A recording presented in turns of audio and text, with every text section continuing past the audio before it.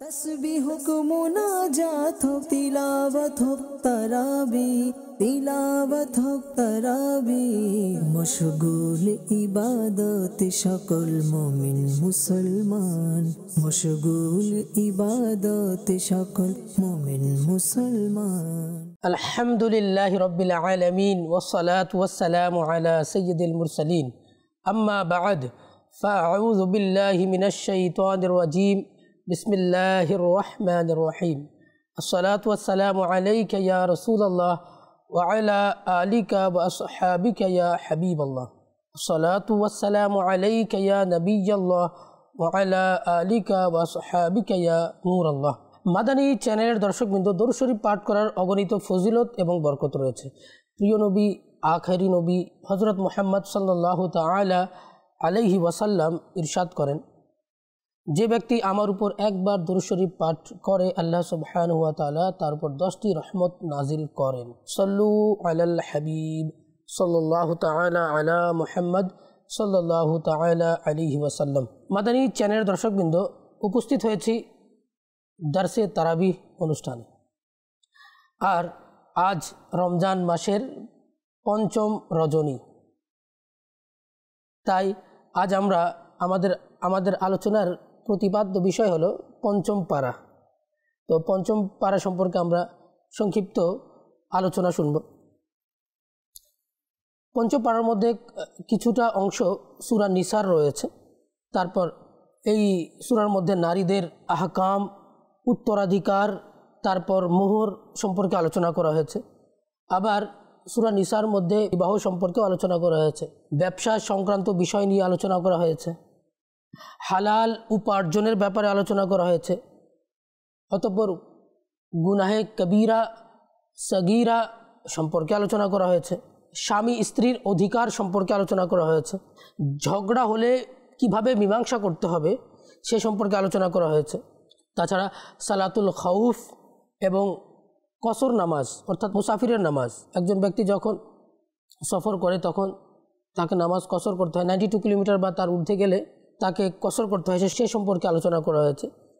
আবার প্রিয় নবী সাল্লাল্লাহু তাআলা আলাইহি ওয়াসাল্লামার দরবারে হাজিরি দেওয়ার, দরবারে উপস্থিত হওয়ার, প্রিয় নবী সাল্লাল্লাহু আলাইহি ওয়াসাল্লামের মাজারে যাওয়ার আদব সম্পর্কে আলোচনা করা হয়েছে। তাছাড়া শিরকের কুফল, যে শিরক কত বড় গুনাহ, জঘন্য অপরাধ, আর আল্লাহ তাআলা সব গুনাহ ক্ষমা করে দেবেন, কিন্তু শিরকের গুনাহ কখনো ক্ষমা করবেন না। তো এ সম্পর্কেও আলোকপাত করা হয়েছে। মাদানী চ্যানেলের দর্শকবৃন্দ, আল্লাহ সুবহানাহু ওয়া তাআলা ইরশাদ করেন, ইয়া আইয়ুহাল্লাযীনা আমানু লা তাকুলু আমওয়ালাকুম বাইনাকুম বিল বাতিল। হে ঈমানদারগণ, তোমরা তোমাদের সম্পদকে বাতিল পন্থায় ভক্ষণ করো না। হ্যাঁ, তবে পারস্পরিক সম্মতিক্রমে যে ব্যবসা রয়েছে সেটার মাধ্যমে তোমরা ভক্ষণ করো। ওয়ালা তাকতুলু আনফুসাকুম, এবং তোমরা একে অপরকে হত্যা করো না। ইন্নাল্লাহা কানা বিকুম রাহিমা, নিশ্চয়ই আল্লাহ তাআলা তোমাদের উপর অনুগ্রহশীল। মাদানী চ্যানেলের দর্শকবৃন্দ, দেখুন এই আয়াতে কারিমার মধ্যে আল্লাহ তাআলা একে অপরের সম্পদকে বাতিল পন্থায় ভক্ষণ করতে নিষেধ করেছেন। সুদের মাধ্যমে উপার্জিত খাবার, ঘুষের মাধ্যমে উপার্জিত সম্পদ, খেয়ানতের মাধ্যমে উপার্জিত সম্পদ, ছিনতাই করার মাধ্যমে উপার্জিত সম্পদ, চুরি করার মাধ্যমে উপার্জিত সম্পদ, গান বাজনা দ্বারা উপার্জিত সম্পদ, আর যে অবৈধ পন্থাগুলো রয়েছে সেই মাধ্যমগুলো দ্বারা উপার্জিত সম্পদ হারাম শরীয়তের মধ্যে। হযরত আব্দুল্লাহ ইবনে আব্বাস রাদিয়াল্লাহু তাআলা আনহু ইরশাদ করেন যে হারাম সম্পদ সদকা করলে কবুল হয় না, আর হারাম সম্পদ খরচ করলে তাতে বরকত নেই। আর যদি হারাম উপার্জন করার পরে মারা যায় আর সেই সম্পদ রেখে যায় তাহলে সেটা হচ্ছে জাহান্নামের সামগ্রী। আল্লাহু আকবার। আল্লাহ তাআলা মন্দকে মন্দ দ্বারা মুছেন না, বরং আল্লাহ তাআলা নেকি দ্বারা মন্দকে মুছে দেন। কোরআনে কারীমের মধ্যে আল্লাহ সুবহানাহু ওয়া তাআলা বলেছেন, নিশ্চয়ই নেকি গুনাহকে মুছে ফেলে। দেখুন, আপনার কাপড় নাপাক হয়েছে, কিন্তু নাপাক পানি দ্বারা যদি আবার আপনার নাপাক কাপড়কে যদি পরিষ্কার করতে চান তাহলে কি কাপড় পাক হবে? কখনো পাক হবে না। বরং কী করতে হবে, পবিত্র পানি দ্বারা নাপাক কাপড়কে পাক করতে হবে, তবেই হবে। অর্থাৎ পাক বস্তু দ্বারা নাপাককে দুর্বৃত করতে হবে। তো মন্দকে মন্দ দিয়ে মুছা যায় না, বরং মন্দকে নেকির মাধ্যমে মুছা যায়। আজকে দেখা যায় আমাদের উপর অত্যাচার করেছে, আমাদেরকে ইট মারলে আমরা পাথর মারব, কিন্তু ইটের বিনিময়ে পাথর মারলে কিছুই হবে না, ঝগড়া আরও বাড়বে। কিন্তু আমরা যদি ধৈর্য ধারণ করি, একে অপরকে ক্ষমা করে দিই, ইনশাআল্লাহ এটার মাধ্যমে মীমাংসা করা সম্ভব, আর সমাজে শান্তি আসে। হযরত সাদ রাদিয়াল্লাহু তাআলা আনহু রাসূল করিম সাল্লাল্লাহু আলাইহি ওয়াসাল্লামের দরবারে আসলেন, আর এসে বললেন, ইয়া রাসূলুল্লাহ, ইয়া হাবিবাল্লাহ, আপনি আমার জন্য দোয়া করুন, আল্লাহ তাআলা যেন আমাকে মুস্তাজাবুদ দাওয়াত করে দেন। রাসূল করিম সাল্লাল্লাহু আলাইহি ওয়াসাল্লাম বললেন যে তুমি তোমার খাবারকে হালাল করো, তুমি হালাল খাবার ভক্ষণ করো, তাহলে তুমি মুস্তাজাবুদ দাওয়াত হয়ে যাবে। দেখুন, যদি কোনো ব্যক্তি হারাম খেয়ে আল্লাহর কাছে দোয়া চায়, তার দোয়া কবুল হয় না। যদি কোনো ব্যক্তি হারাম ভক্ষণ করে, হারামের এক লুকমা খায়, তাহলে 40 দিন পর্যন্ত তার ইবাদত কবুল হয় না। রাসূল করিম সাল্লাল্লাহু আলাইহি সাল্লাম বললেন যে অনেক লোক আছে যারা হারাম খেয়েছে, তার পেটে যা আছে সেটা হারাম, শরীরে যেটা কাপড় পড়েছে সেটাও হারাম, আর সে এসে আল্লাহ তাআলার কাছে দোয়া চায় আর বলে ইয়া রব্বি ইয়া রব্বি ইয়া রব্বি, তো তার দোয়া কি কবুল হবে? কারণ সে যা খেয়েছে সেটাও হারাম, যা পরিধান করেছে সেটাও হারাম। মাদানী চ্যানেলের দর্শকবৃন্দ, হালাল ভক্ষণ করার কতই গুরুত্ব রয়েছে, যে হালাল যদি ভক্ষণ না করা হয় ইবাদত কবুল হয় না, দোয়া কবুল হয় না। মাদানী চ্যানেলের দর্শকবৃন্দ, আমরা আমাদের খাবারকে হালাল করি, হালাল খাবার ভক্ষণ করি, প্রিয় ইসলামী ভাইয়েরা। তারপর এই আয়াতে কারিমার মধ্যে আল্লাহ সুবহানাহু ওয়া তাআলা বলেছেন যে হ্যাঁ, তবে তোমরা ব্যবসার মাধ্যমে, তোমাদের একে অপরের সন্তুষ্টির মাধ্যমে যেটা সম্পদ উপার্জন করে সেটা ভক্ষণ করো, সেটা তোমাদের জন্য হালাল। আর আল্লাহর হাবিবুল হাবিব সাল্লাল্লাহু তাআলা আলাইহি ওয়াসাল্লাম বলেছেন, সত্যবাদী এবং আমানতদার ব্যবসায়ী কাল কিয়ামতের দিন আম্বিয়ায়ে কেরাম, সিদ্দিকিন, শুহাদা, সালেহিনদের সাথে তার হাসর করা হবে। আল্লাহু আকবার। আমরা মনে করি ব্যবসা ইবাদত না, নবী পাক সাল্লাল্লাহু আলাইহি সাল্লামের সুন্নাত অনুযায়ী ব্যবসা করা এটা ইবাদত। আর তবে ব্যবসার মধ্যে সত্য কথা বলতে হবে। যিনি ব্যবসা করছেন, যিনি পণ্য বিক্রি করছেন, তার তো কেনা মূল্যটা বলার দরকার নাই, আপনি লাভ করতে পারেন, কিন্তু মিথ্যা বলা যাবে না যে হ্যাঁ আমি কিনেছি 5 টাকায়, মানুষকে বলছি যে 10 টাকা কিনেছি, আমি আপনাকে কীভাবে দেবো? মানুষ বাধ্য হয়ে বেশি দামে কেনে। তো মিথ্যা আপনার পণ্যকে বিকৃত করিয়ে দেবে, কিন্তু আপনার সম্পদ থেকে বরকত উঠে যাবে, বরকত থাকবে না। অনেক লোক আছে তাদের বেতন কম, আয় কম, কিন্তু হালাল উপার্জন, দেখবেন ওই হালাল উপার্জনের মধ্যে আল্লাহ তাআলা কোটি কোটি বরকত দান করেছেন। অনেক লোকের আবার কোটি কোটি টাকা রয়েছে, তো দেখা যায় অনেক পেরেশানির মধ্যে আছে। আল্লাহ তাআলা যেন আমাদেরকে সব সময় হালাল বস্তু ভক্ষণ করার তৌফিক দান করুন। আল্লাহ সুবহানাহু ওয়া তাআলা এই পঞ্চম পারার মধ্যে বলছেন, ইন তাজতানিবু কাবাইরা মা তুনহাউনা আনহু নুকাফির আনকুম সাইয়্যাতিকুম ওয়া নুদখিলকুম মুদখালান কারীমা। যদি তোমরা কবিরা গুনাহ থেকে তোমরা বাঁচো, যা নিষেধ করা হয়েছে, তাহলে আল্লাহ সুবহানাহু ওয়া তাআলা বলছেন যে নুকাফির আনকুম সাইয়্যাতিকুম, আমি তোমাদের গুনাহকে মুছে দেব, ওয়া নুদখিলকুম মুদখালান কারীমা, এবং তোমাদেরকে সম্মানিত স্থানে আমি প্রবিষ্ট করব। আল্লাহু আকবার। দেখুন, এখানে কবিরা গুনাহ থেকে বাঁচতে বলেছেন, কবিরা গুনাহ থেকে দূরে থাকতে বলেছেন। আর গুনাহ 2 প্রকার, সাগীরা, কবিরা, ছোট গুনাহ, বড় গুনাহ। অনেক উলামায়ে কেরাম কবিরা গুনাহ সম্পর্কে কিতাবও লিখেছেন। আল্লামা ইমাম যাহাবিরও কিতাব রয়েছে আল কাবাইর, তো তার কিতাব এটা আপনি অধ্যয়ন করতে পারেন। তো কবিরা গুনাহের মধ্যে কোনো আলেম বলেছেন 40টা রয়েছে, যেমন সুদ খাওয়া এটা কবিরা গুনাহ, ঘুষ খাওয়া কবিরা গুনাহ, এতিমদের মাল ভক্ষণ করে নেওয়া এটা কবিরা গুনাহ, জিনা করা এটা গুনাহ। অনেক সগীরা গুনাহ আছে যেগুলো নেক আমল করলে সগীরা গুনাহ মুছে যায়, কিন্তু কবিরা গুনাহ মনে রাখবেন মাদানী চ্যানেলের দর্শকবৃন্দ, তাওবা করা ছাড়া কবিরা গুনাহ ক্ষমা হয় না। যখন কোনো মুর্দা ব্যক্তিকে, যখন কোনো মানুষ যখন তার খাট নিয়ে যাওয়া হয়, যখন কোনো ব্যক্তি সে কাঁধে করে মুর্দা ব্যক্তিকে নিয়ে যায়, তখন প্রতিটা কদমে একটা করে কবিরা গুনাহ মুছে দেওয়া হয়। ক্ষমা হয়ে যায়। তওবার মাধ্যমে আর ওই জানাজায় অংশগ্রহণের মাধ্যমে কাঁধের মধ্যে ওই খাট নিয়ে বহন করলে হাঁটলে প্রতিটা কদমে কবিরা গুনাহ মাফ হয়ে যায়। তাছাড়া আবার যদি বান্দার হক নষ্ট করে থাকেন, বান্দার হক খেয়ে ফেলেছেন, যতক্ষণ পর্যন্ত ওই বান্দার হক আদায় করবে না ততক্ষণ পর্যন্ত গুনাহ ক্ষমা হবে না। আল্লাহু আকবার। মাদানী চ্যানেলের দর্শকবৃন্দ, আল্লাহ তাআলা আমাদেরকে বোঝার তৌফিক দান করুক, কবিরা গুনাহ থেকে আল্লাহ তাআলা আমাদেরকে বাঁচার তৌফিক দান করুক। আল্লাহ তাআলা আমাদেরকে সগীরা গুনাহ থেকে বাঁচার তৌফিক দান করুক।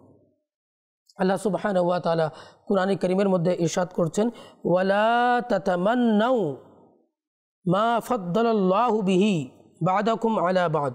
আল্লাহ তাআলা তোমাদের একজনের উপর আরেকজনকে ফজিলত দান করেছেন, তো সেটা তোমরা আকাঙ্ক্ষা করো না। লিররিজালি নসীবুম মিম্মা ইকতাসাবু, পুরুষ ব্যক্তি যা উপার্জন করেছে সেটা তার প্রাপ্যই, সেটার সেই অংশীদার। ওয়ালিন নিসাই নসীবুম মিম্মা ইকতাসাবনা, এবং নারী যা উপার্জন করেছে সেটার অংশ তারই জন্য।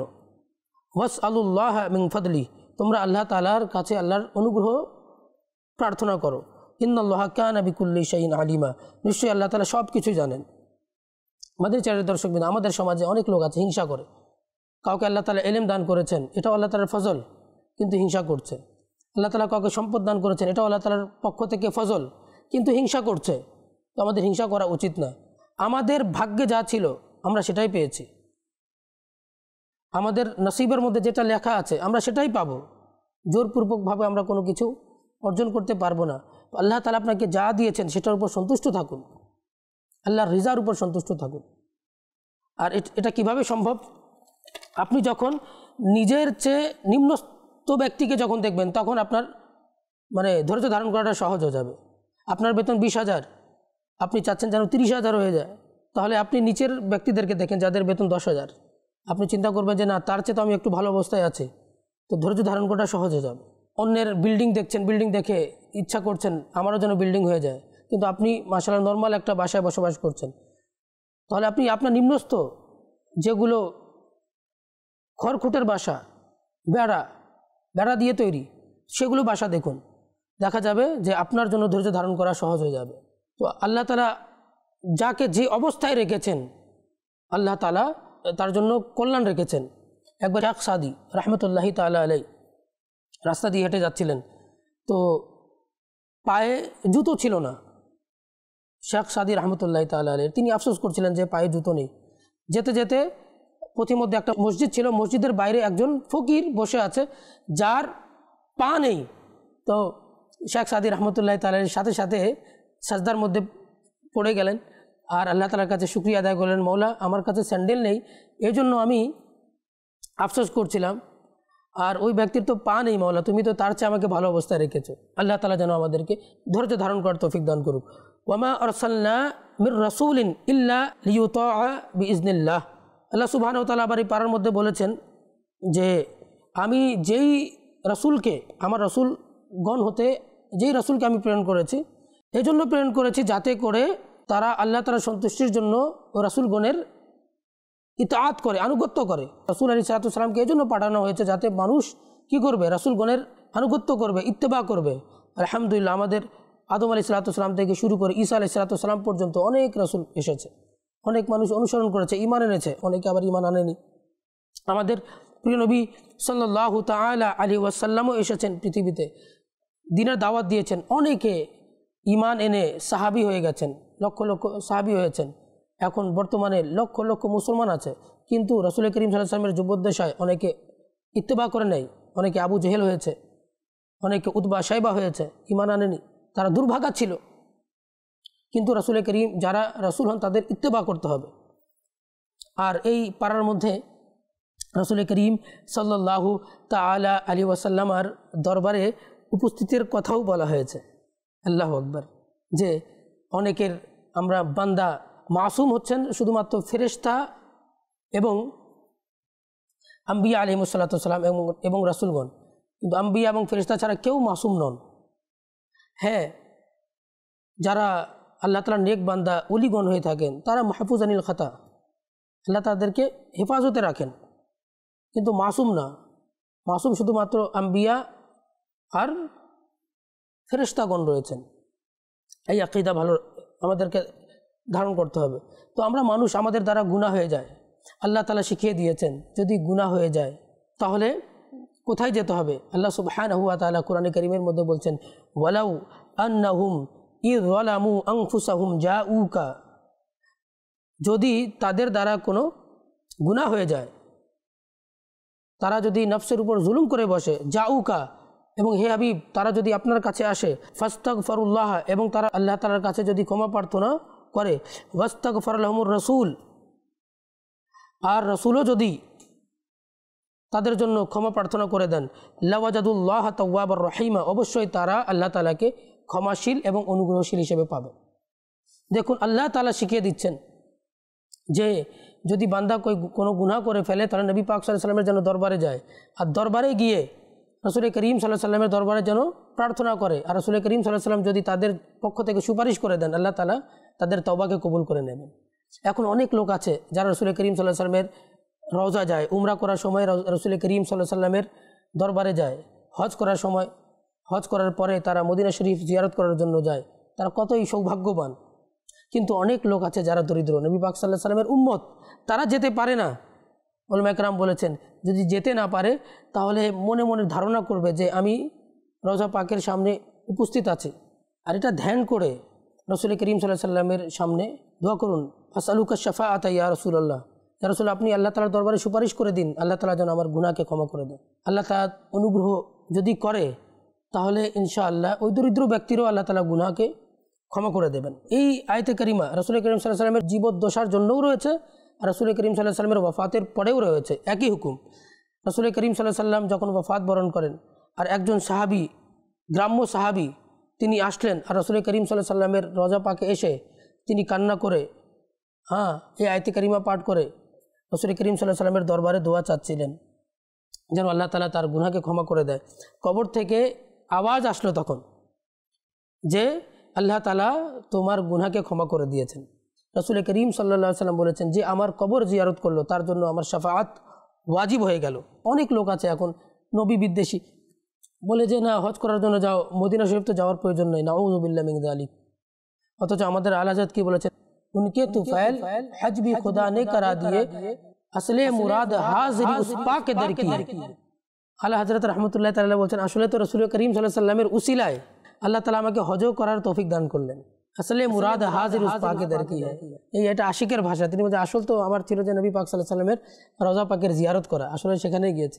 আর আলহামদুলিল্লাহ আলা হযরত রাহমাতুল্লাহি তাআলা আলাইহি যখন দ্বিতীয়বার হজ করতে যান আর সেখানে রাসূল করিম সাল্লাল্লাহু আলাইহি ওয়াসাল্লামকে আরজ করতে থাকেন যে যেন রাসূল করিম সাল্লাল্লাহু আলাইহি ওয়াসাল্লামের দিদার হয়ে যায়, তিনি কালাম লিখছিলেন, वो सुए लाल हजार फिरते हैं तेरे दिन ए बहार फिरते हैं। এভাবে কালাম লিখছিলেন রাসূল করিম সাল্লাল্লাহু আলাইহি ওয়াসাল্লাম নিজের দিদার দ্বারা আলা হযরত রাহমাতুল্লাহি তাআলা আলাইহিকে ধন্য করলেন। তো প্রিয় ইসলামী ভাইরা, আমাদের যারা দর্শকবৃন্দ যারা মদিনায় এখনও যান নাই, অর্থ রয়েছে কিন্তু যাওয়ার সুযোগ নাই, চেষ্টা করুন যেন মদিনায় যেতে পারেন, মদিনার হাজিরি দিয়ে আসেন, মদিনায় গিয়ে রাসূল করিম সাল্লাল্লাহু আলাইহি ওয়াসাল্লামের দরবারে নিজের মনের ব্যথাগুলো বলে আসুন। আল্লাহু আকবার। আলা হযরত রাহমাতুল্লাহি তাআলা আলাইহি কতই না সুন্দর বলেছেন, मुजरिम बुलाए आए हैं जाऊ का है गवाह फिर रद्द हो कब कब ये शान करीमों की दर की है। অপরাধীদেরকে তো ডাকা হয়েছে, তারপর আলা হযরত কতই না সুন্দর বলেছেন, বা खुदा खुदा का यही है दर नहीं और कोई मफर मकर, बा खुदा खुदा का यही है दर नहीं और कोई मफर मकर, जो वहां से हो यही आके हो, जो यहाँ नहीं वो वहां नहीं। আল্লাহু আকবার। যে রাসূলের দরবার থেকে বিতাড়িত সে আল্লাহ তাআলার দরবার থেকেও বিতাড়িত। যাকে রাসূল কবুল করে নেবে আল্লাহ তাআলা তাকে কবুল করে নেবেন। রাসূল করিম সাল্লাল্লাহু আলাইহি ওয়াসাল্লাম ছাড়া আল্লাহকে পাওয়া সম্ভব না। আর যে আল্লাহ তাআলা এক, ওয়াহদানিয়াতের যে দলিল, তাওহীদের যে দাওয়াত আমরা নবী পাক সাল্লাল্লাহু আলাইহি ওয়াসাল্লামের মাধ্যমে পেয়েছি, আল্লাহ পেয়েছি নবী পাক সাল্লাল্লাহু আলাইহি ওয়াসাল্লামের মাধ্যমে, ঈমান পেয়েছি নবী পাক সাল্লাল্লাহু আলাইহি ওয়াসাল্লামের মাধ্যমে, ইসলাম পেয়েছি নবী পাক সাল্লাল্লাহু আলাইহি ওয়াসাল্লামের মাধ্যমে, আর কিয়ামতের দিন আমরা জান্নাতেও প্রবেশ করব রাসূল করিম সাল্লাল্লাহু আলাইহি ওয়াসাল্লামের মাধ্যমে। কোরআন পেয়েছি রাসূল করিম সাল্লাল্লাহু আলাইহি ওয়াসাল্লামের মাধ্যমে। রমজান মাসে প্রত্যেকটি নেকির পরিমাণ 70 গুণ। আল্লাহ তাআলা যেন আমাদেরকে বেশি বেশি কোরআন তিলাওয়াত করার তৌফিক দান করুক। আমাদের যারা দর্শকবৃন্দ, আগামী অনুষ্ঠানে আবার একটা পারা নিয়ে আলোচনা আমরা করব। ততক্ষণ পর্যন্ত আপনারা ভালো থাকুন, সুস্থ থাকুন, মাদানী চ্যানেল দেখতে থাকুন। সল্লু আলাল হাবিব সাল্লাল্লাহু তাআলা আলা মুহাম্মদ সাল্লাল্লাহু তাআলা আলাইহি ওয়াসাল্লাম। तस्बीह को मुनाजात हो तिलावत हो तराबी तिलावत हो तराबी मशगूल इबादत शकल मोमिन मुसलमान मशगूल इबादत शकल मोमिन मुसलमान।